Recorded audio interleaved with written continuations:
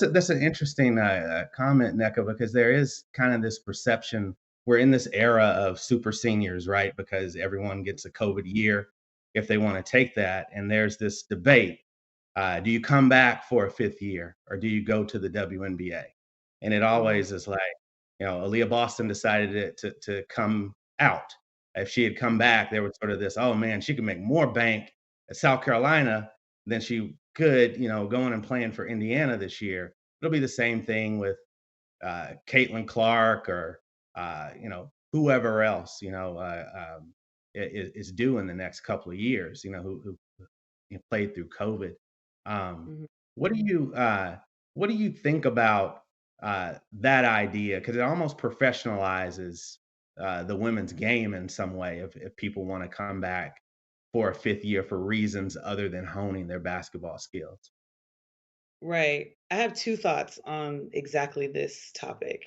So, one is if you're doing your job, if you are working hard to play at the highest level and to retain those NIL deals and to play at a high level, then when you translate that to the league, it should hold true.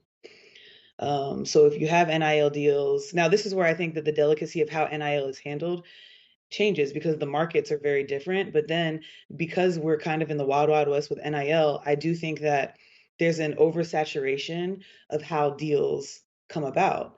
So, there's certain deals that certain players may say no to that other players are saying yes to, that's basically justifying whoever is offering those deals, and they're just kind of getting those deals out instead of really adding intentional value to those deals and certain players.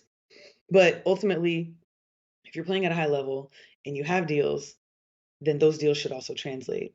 There's lots of players in WNBA that have their own partnerships and deals. And maybe they originated in the WNBA, but that interest was garnered in college before NIL happened. And then secondly, if we're speaking theoretically, you can't stay in college forever. You got to leave at some point. But if you but if you want to, you could play in the league as long as you're performing.